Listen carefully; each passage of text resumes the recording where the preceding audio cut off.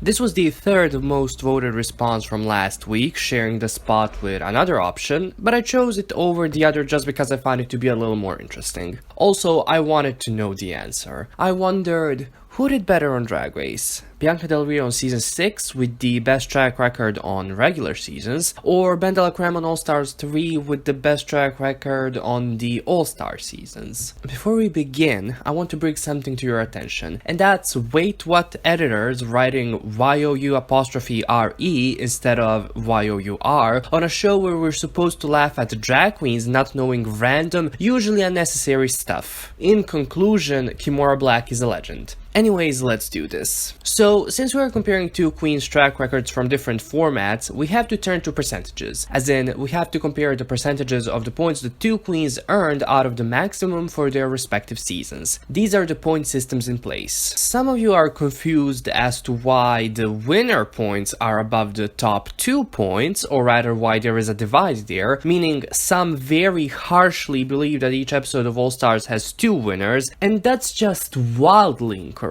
There are top 2 queens, but only one of them is a winner. Don't believe me? Let's hear it straight from the horse's mouth. 2 top all-stars stand before me. And then also, Alyssa Edwards, you're a winner, baby.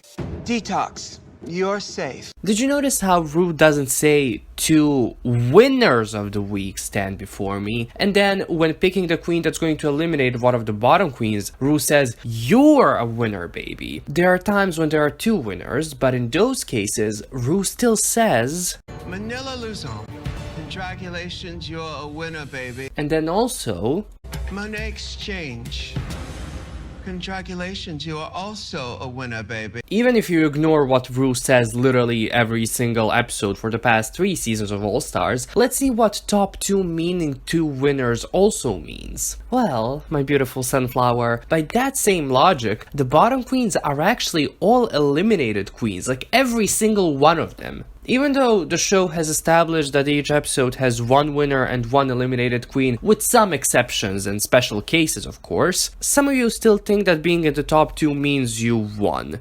No. And furthermore, somebody winning something means that they get a certain reward, and only the winner of the lip sync gets the $10,000 reward, so I'm still confused as to why you are choosing to be wrong. Is it to pretend that Trixie actually won something on All Stars 3, other than the crown, of course? Make it make sense. Ooh, look what you made me do. I had to rant and teach you how Drag Race works for over a minute, making a whole bunch of lovely people lose precious time. So if you don't want to stop being wrong for yourselves, do it for them, or if you're too selfish, do it for Victoria Beckham. So, Bianca and Dela. Let's first look at Bianca's track record. Well, she earned 42 points out of the possible 59, and within those 42 points, she never placed below safe, and at that, she was safe only twice. She won 3 main challenges and 1 mini challenge, and her score tells us that she earned 71.19% of the maximum amount of points. Once we apply this percentage to the 37 maximum from All Stars 3, we see that Dela has to have earned 27 points or more in order to be better than Bianca.